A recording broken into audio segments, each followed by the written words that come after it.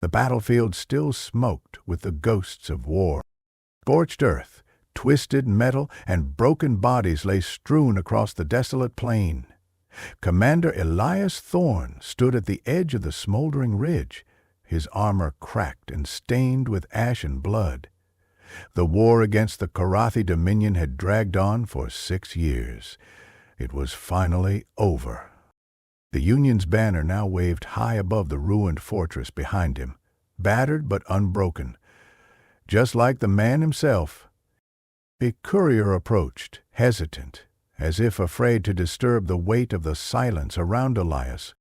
"Commander Thorne," the young officer said, offering a datapad, "they've brought you a reward from the High Command." Elias frowned. "A reward?" The officer didn't answer, only gestured toward a grav wagon being rolled down the hill, flanked by 2 Union soldiers.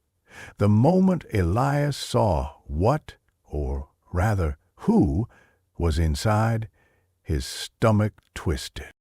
A woman. Humanoid, but not human. Her skin was a pale, pearlescent green, shimmering faintly even under the dust and grime. Long black hair clung to her damp face. Her golden eyes, alien, intelligent, defiant, locked with his. Chains wrapped her neck, wrists, and ankles. A luminous collar pulsed with containment energy. "She's one of them," the officer explained, "but not a soldier. A gift. High Command says she's a captured noble's daughter. Pure blood." Elias narrowed his eyes. "And they expect me to, what, keep her like some kind of trophy?" "Sir, they assumed you'd want a companion, or leverage. Maybe both." Elias's jaw clenched. He stepped forward, brushing past the stunned officer and walking up to the grav wagon. The woman, girl, really, barely older than 20, looked up at him without flinching. "Do you speak our tongue?" he asked. She didn't answer. Her expression didn't change. Carabin. Elias turned to the soldiers. "Take the chains off." "You heard me. Remove them." One of the soldiers hesitated. "Commander, with respect, she's still—" Elias's glare silenced him. They did as ordered. The collar deactivated with a hiss. The girl collapsed into Elias's arms, weak from days of transport, starvation, and humiliation. "Bring food," he ordered, "and clean clothes. She's under my protection now." The soldiers didn't argue again. 2 weeks later, the outpost had calmed. The war was over.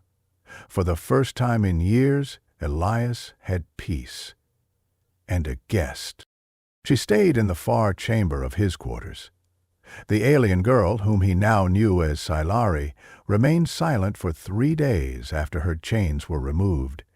She didn't speak, didn't eat, only watched him from her corner with fierce suspicion. But he never touched her, never questioned her, never locked the door. And then, one night, he left a bowl of stew near the hearth and fell asleep on the couch. When he woke, the bowl was empty. She was sitting beside it. "I thought humans were all animals," she whispered in perfect English. "But you did not try to own me." He sat up, slowly. "I don't own people, Silari. I never have. I never will." Her eyes searched his. "You could have. That's what your generals wanted." "I don't care what they wanted," Elias said. "You're free." Silari didn't speak again for a long time. When she did, it was quiet. "Then why haven't you sent me away?" "Because I think you have nowhere to go," he said honestly. "And because no one deserves to be alone after war." Months passed. The outpost slowly transformed into a village. Soldiers became settlers. The guns fell silent, replaced by hammers and laughter. And so Laurie stayed. She walked the village without fear, though people stared. Whispers followed her like a shadow. Alien girl, Corythy, slave turned consort. She bore it all with silence, her back straight, her eyes forward.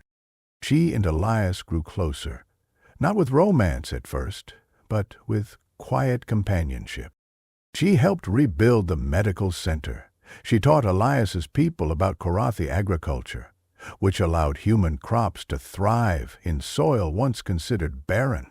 And every evening they'd sit beside the fire, sometimes in silence, sometimes exchanging stories of their childhoods on opposite sides of the stars.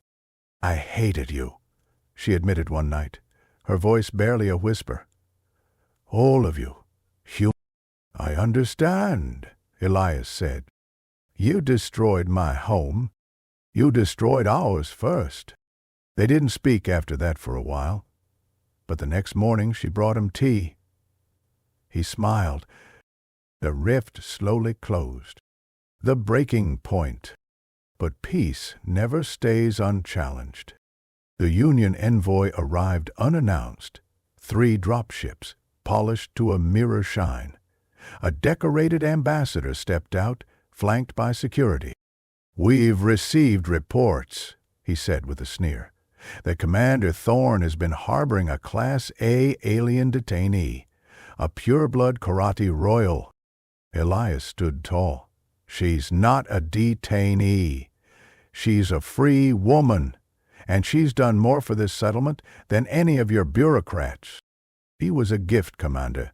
You had no authority to—" "Take her back," Elias growled. "Into what, a prison? A research lab?" "She's a valuable political asset, not your plaything. I never treated her as such." The ambassador smirked. "Then why does she live with you?" Before Elias could respond, Silari stepped forward. Her voice was calm, but rang like crystal. "Because he is not like you. Because he gave me a name, a place, and dignity. Because I chose to stay." The ambassador scoffed. A trained slave parroting her master's words. Salari's eyes narrowed. "If I were a slave, I would not be allowed to do this." And she struck him across the face. The guards raised their weapons, and Elias drew his sidearm in response. Tension crackled like lightning. "Stand down," he barked. The ambassador wiped blood from his lip. "You've made a dangerous enemy today, Commander. High Command will hear of this." "Good," Elias said, stepping beside Silari. "Then let them hear one more thing." He turned to her, gently taking her hand. "I don't want you to stay here just out of gratitude. I don't want you to be a guest anymore, Silari.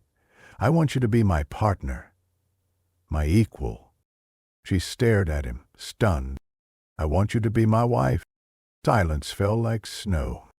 Her lips parted, then trembled. "Why?" "Because I love you." For the first time in her life she cried, and not from pain. 5 years later. The wedding was small, but sacred. The humans wore woven garlands. Silari donned a white robe from her people's tradition, embroidered with silver threads from Earth's moon silk.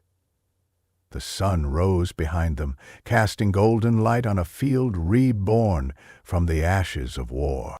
They exchanged vows not of ownership, but of loyalty, not of conquest, but of healing. She took his name. He learned her tongue.